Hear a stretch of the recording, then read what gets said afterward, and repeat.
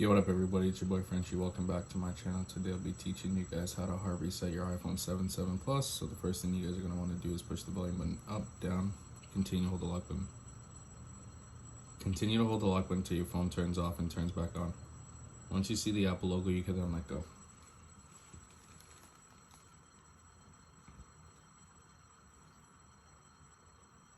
You guys can now let go. If this video has helped you guys out, make sure you subscribe to the channel and turn on post notifications. If you guys do need any other assistance, you can feel free to comment down below or message me on Instagram.